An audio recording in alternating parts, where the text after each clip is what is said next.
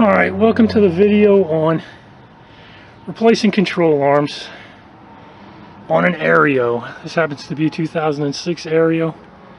I don't believe the suspension's changed that much from the early models to these later models. They are slightly different than the SX4, so if you're here because it's similar to an SX4, it is similar but not exact. Now, what we have here, of course, are control arms. Driver's side, passenger side. And we can see mine. These are original to the car. The car's about 15 years old. And they wear out. You get holes, stuff like that. This is gonna, of course, rot. This side did rot on my car. It blew out. It literally opened up and left me stranded on the side of the road. I wasn't going very fast when it failed. The bad side is it doesn't really give you any warning. It didn't vibrate or shake, which it should have. I mean, I knew the parts were getting tired, but it came apart without much warning. So yeah, replace it before you have to. Saves you a lot of money. Anyway, here's what you got to do. Looks pretty simple, and it is pretty simple. Okay, there's a bolt right down in here. It's 14 millimeters. You take that bolt out. Alright, one little sticky point back here on that ball joint. If it doesn't want to come loose, after you've undone the bolt, yeah, there's the bolt. Okay, undo the bolt, completely remove it. You can't get it out. You can't remove this unless that bolt's completely out. You're going to want to take, this is a 3/4 inch, and then pop that out. That should work just fine. Now, if you look at this guy, there's a bolt right here.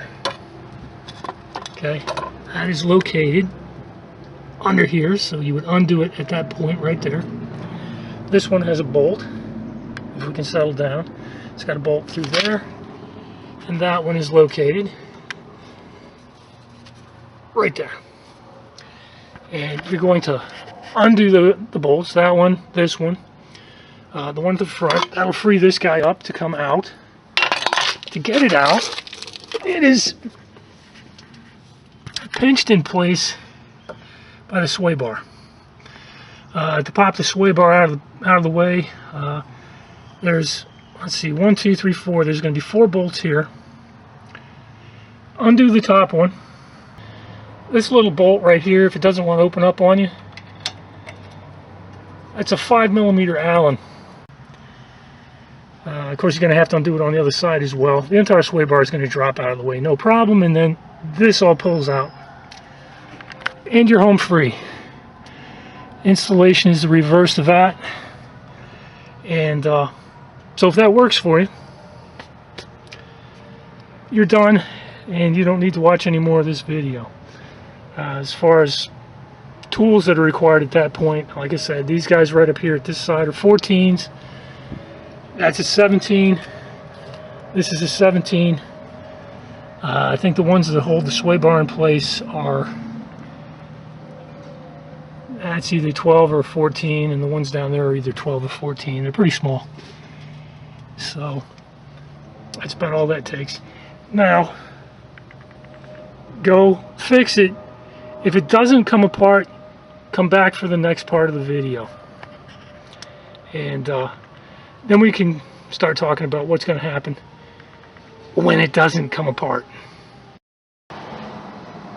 Welcome back to phase 2. So you went out there and it didn't come apart. I feel your pain because I had to, of course, deal with that myself. So here's what you're going to have to do now. Do you see the entire subframe member, which I'm pointing at right there? Okay, it comes over to here, runs down, goes up, comes up to the front, up in here. It's held in place by 3 bolts. There's a bolt right there, there's one back over there, and there's another one right here. Okay, both sides, they are, I believe, 17 millimeters. Again, You're going to want to use that impact socket on them because they're going to be probably pretty tight. And you're going to pull that out. In addition to having those 6 bolts, there are 2 additional small bolts that tie this thing into a longitudinal member that's halfway through. So they're back over there. They're 14 millimeter. They're pretty easy. They didn't really take too much to get them loose, but they're just something that you're going to have to get rid of. So this entire subframe is going to have to come out.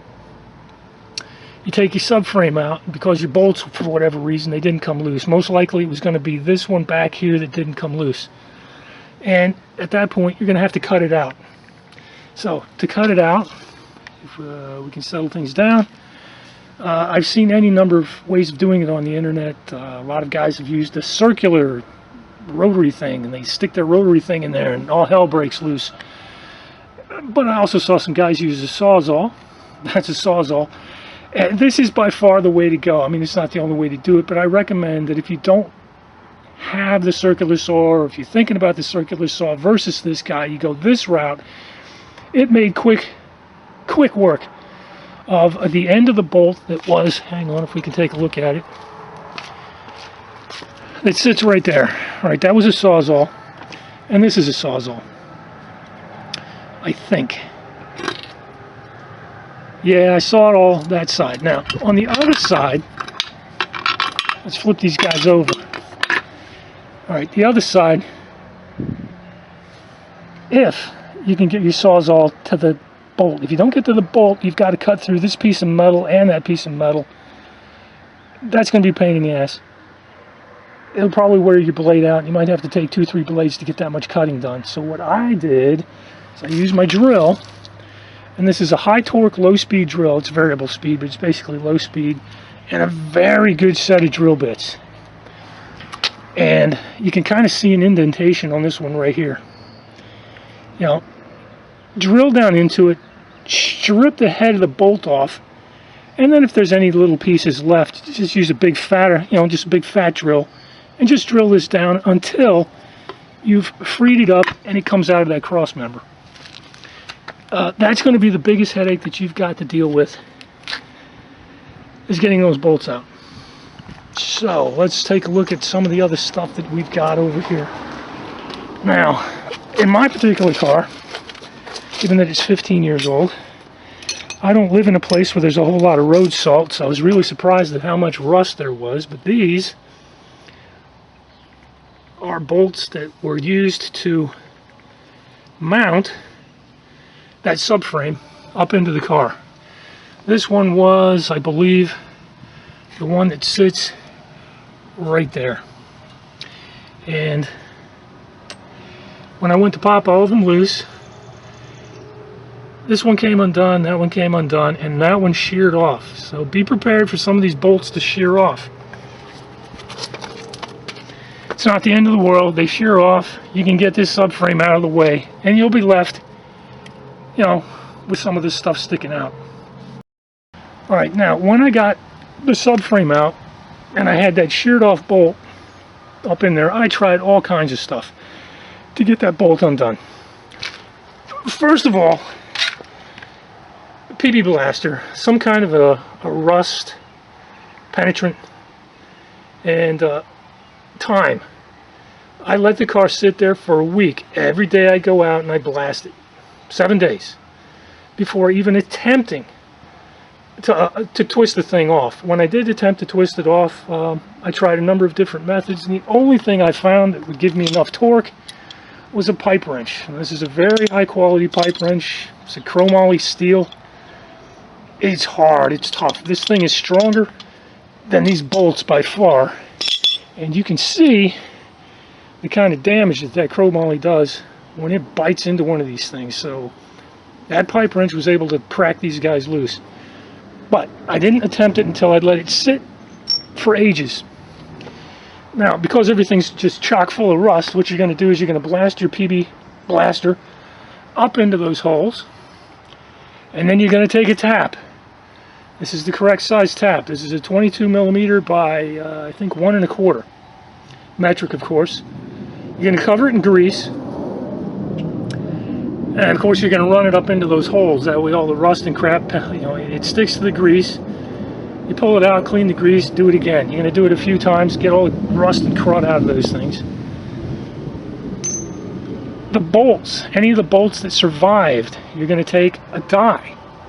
You're going to cover your die with grease, and you're going to cut all the rust off the threads with your die. And you're going to do several passes with the die to make that work. That's going to clean up all your original bolts. Of course, you're going to have to buy a couple of bolts. For me, I had, where is it? Of course, the ones that sheared off over there. You know, I had the Sawzall that guy, Sawzall this guy. So those are shot, so I need 2 of these. And I had 2 bolts that sheared off. You're going to have to replace these guys. I could not find anything locally that was compatible with this. I got close, so I've got a temporary bolt in there right now. For those guys over there, same thing. I got a temporary bolt.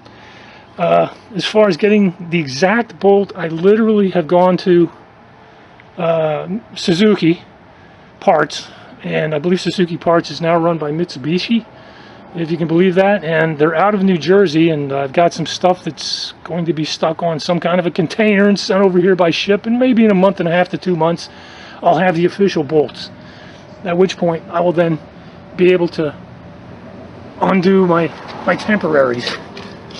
The problem with my temporary up here in the front where I sheared off is that this bolt is not long enough, so I can't torque it. The one in the back here, it might actually be okay. It might. It was long enough. I believe it's strong enough. I got the strongest bolt I could get, so I might be okay here, but this one is without a doubt not the correct bolt. That one's going to have to be replaced. Alright, what else have we got right here? If stuff doesn't want to come apart. Okay, up here at the top, this little bolt right here, if it doesn't want to open up on you, that's a 5mm Allen. Anti-seize. Anti-seize, these guys, those guys, anything else that you think that you might want to do, but definitely anti-seize the inside portion of these bushings right there and right there. I've also used grease on my bolts. You know, you're running your bolts up and down, and it helps when you just set the torque that they just work properly. Let's see, what else have I got? Complete selection of wrenches. I've used the 19, the 17, the 14, and the 12. I've got some smallish sockets. These guys were good for putting the sway bar on and off. That would be this guy right here, 12mm. There's that guy. For some of the bolts, you're going to want a 1/2-inch drive. Like I said, you're going to want that impact style socket. You're going to want a torque wrench. Nothing fancy. This isn't fancy. It's just a torque wrench. Just a little cheapo torque wrench. Another wrench, different size. Got 2 of those guys. This is what you don't want to use. This is a 12-sided, low torque, 17mm. You don't want these guys. You want that guy. That's going to work for you. You might need an extension. What else have I got? Oh, okay, see this big hunk of metal right there? My pipe. And of course sits on the back of this, and when you really need some torque, and you're going to need it, that's what you want right there. So you're going to need something to really get you some torque. I don't have any air tools, no impact wrench. I don't have an electric impact wrench. I felt that getting the Sawzall was a better use of my money. I don't think so. So anyway, that's how you get it all apart. Now I'm putting it back together again. Alright, I painted mine. I've got some video. After we finish talking about this, I'll throw on some video of my actual repair. But I had some rust, so I ground off some rust and whatnot. That's just independent of the actual repair. But what did I do first? First, I dropped the sway bar in. I believe I attached the sway bar, took it, dropped everything in, and then shoved it up into place loosely. Once it was shoved into place, I then attached that longitudinal member that was back under there. And everything's nice and loose. So at that point, you start hitting the big bolts. There is a pin I guess you could call it a dowel.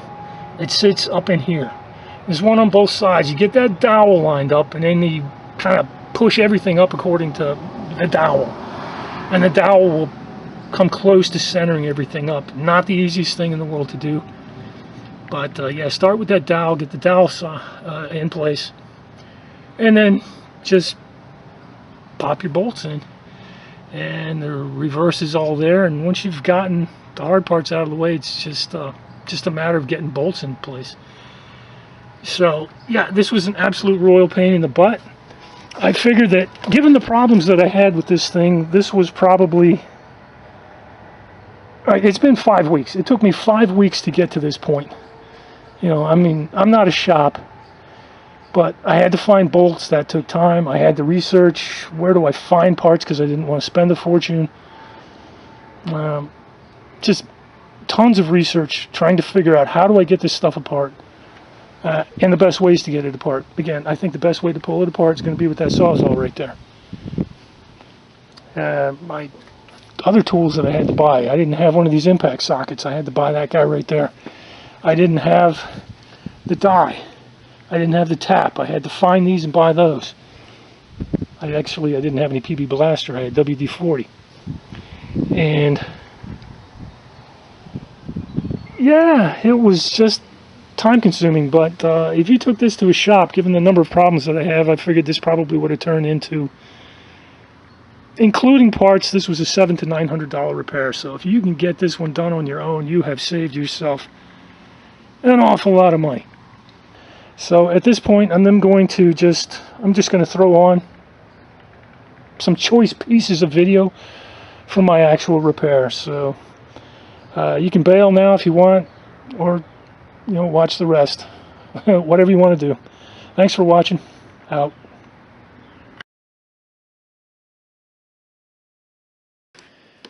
Okay, here's my parts. Fresh in from Amazon. Let's check them out.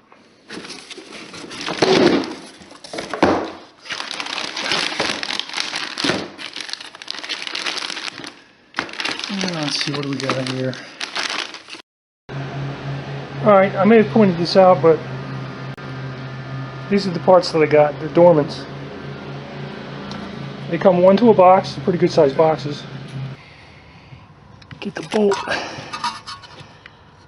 It's right in here. 14 millimeters both sides. It'll wiggle right out, but you have to pull it completely out based on the design of the tie rod. Otherwise the tie rod won't come loose. I had to go out and get a special socket, pull this sucker off of here, but anyway, it eventually cracked loose. It is quite rusty. You see why it was giving me such a hard problem. There's really not a lot left there. It's going to take a lot of cleanup to get that back in place. That took a good bit of work. Anyway, I'm working on this other one right now. I've got the jack underneath it to apply enough force up so that when I turn it, it won't slide off. Alright, I believe it's pulled loose. Let's see if I can turn it a little tiny bit here. No guarantees, but I think it's rotating. Alright, it looks like I got access to it. Let me start. That took about 7 minutes to cut through right there. I got to take the arm. The arm's got to be like kind of shoved up on the rubber grommet a little bit so I can get access to the bolt at that side. Anyway, there's the bolt. And yeah, I saw some really bad things, people using rotary cutters trying to get down in there, and I'm like, I don't think that's really a good way of doing it. I drilled out the top of this guy. Well, this is kind of hollow. Assuming you've got the factory bolt, it's got kind of an indentation in it, so your drill will kind of naturally center in there. And you just run through a series of small to large, keeping it centered until there's not a whole lot left. At which point you just get the old wrench out and give it a crank and the entire thing will pop off. I need to grind a little bit more off of it because it's not quite far enough down in there for me to be able to slide the whole thing out, but we're close. Okay, so I took it down a little bit further, and there we go. I pop this edge out first, a little wiggling, a little prying, and well, I have tried an awful lot of stuff. I finally decided to throw a pipe wrench on, and I got the other side off with the pipe wrench and my breaker bar plugged onto the end. Okay, you see the breaker bar, it's definitely coming loose. So one thing I've been doing that I did to crack it loose, I mean, not it's loose, I can just turn on it, but I was you know, you kind of oscillate it a little bit, and while I was oscillating it, that seemed to help free things up.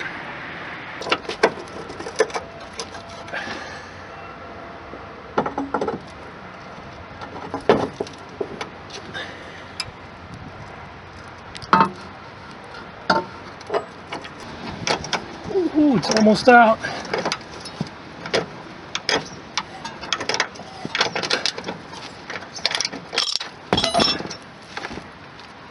There it is. Excellent. Alright, so these are the nuts that sit at the top of the vertical bolt that holds I guess the vertical bushing in place. And they're supposed to be welded. You can kind of see those 3 marks right there. They're welded to that subframe member.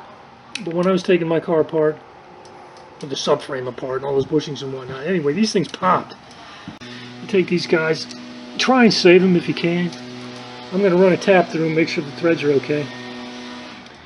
And I guess once I get everything kind of bolted together, I'm going to have them welded back on. Okay, I finally gotten to the point where I'm not fully going to assemble this, but I'm going to take it and stick it into the subframe member. And of course, when you buy these things, they come with a warning not to tighten the bushing until it's at ride height in the car. So basically, it needs to be settled in. But the warning is attached to this bushing specifically, and not this bushing. So you can tighten this one up completely, and then do this one once you get it into the car. All right, so at this point, you know, you got your arm and your other arm bolted in. You've got this one tight. You got that one loose. That's loose, and this one's tight. However, you might be unlucky like me. When I was pulling all this stuff apart, you know, of course, it had to be cut out and chopped out. But this nut and this nut over here, they both separated. They're supposed to be welded to this cross member so that you don't have to put a wrench on them in order to get them, you know, if the bolt, if you ever have to replace this thing, you don't want to have to put a wrench on this. What happens in the car, this entire assembly actually sits up inside the unibody, so you can't get a wrench on this unless you drop the entire assembly. So you could, as I said, at this point bolt it in. However, you know, I'm going to find somebody who can make the welds, and I'm just going to have them weld this thing back to the member. So you can see that there's, of course, 1, 2, 3 welds. Is it still hot? Nope, it's cooled off. Anyway, it was only a few minutes ago. Very nice welds. And anyway, I took the entire assembly to my local Midas. Never even met the guy. The guy said, "Nah, no problem, I'll hook you up." He did it, and I was like, "Okay, what do I owe you?" And he said, "Don't worry about it. It's free." So I didn't even have to pay for it. So in all the crap that's gone bad, something finally went right. Okay, so anyway, I've been using this die down here, of course, to chase the rust off of the bolts. Take these bolts and, of course, thread them back into the car. Well, these guys fit the subframe, but these guys are, these ones, these two here, these guys, and these two right here, they bolt the subframe up into the unibody. So I just finished chasing the unibody holes. Not too bad, but anyway, that crud is from the unibody holes. Okay, don't forget your anti-seize. You're going to want all these bolts to pop loose nice and easy the next time you do this. But I finally got the sub-assembly. Of course, that's the sub-assembly here. is a dowel that kind of goes up into the unibody right here. All kinds of wiggling. Finally, got the dowel line up, and then I was able to lift it in place. Alright, now with the other side lined up, I can now get this side lined up. And that's one of the dowels. Fits up into a recess in the body. There's another recess in the unibody where the top of this bolt has to go up.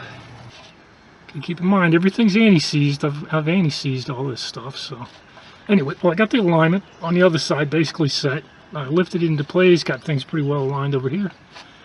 And now I can put in one of these bolts.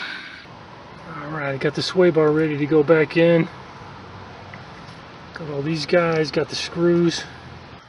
Alright, once you get the subframe member installed, you're going to want to reattach that longitudinal bar as well. So there's a longitudinal bar. This is a subframe. And of course the bolts go into those two holes. Okay, see these two bolts right there? They attach this longitudinal member to the subframe.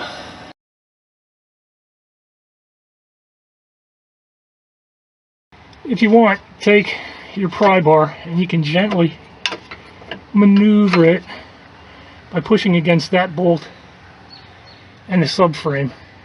It'll slide it where you need to go, at least in my car. And if you add the total length of these up, these are over 100 millimeters, but there's about 100 millimeters between the face of the bolt and the top of the threads. Now, the bolt that I purchased is 90 millimeters. Picked it up at my local Menards for about $4. I just needed something to get everything tightened in. It works, it'll hold things in place, but it's not going to embed deeply enough into the bolt that's up inside the unibody for full torque. Okay, the car is now resting on the ball joints on both sides. This jack is no longer supporting the car, which means I'm now at this point, I'm at the neutral spot, so I can now torque the two front arm bolts. Alright, just back from a trip to the grocery store and a trip over to the lake to do a little fishing. Drives an awful lot better than it used to. I am of course going to have to do an alignment, but that's a different project.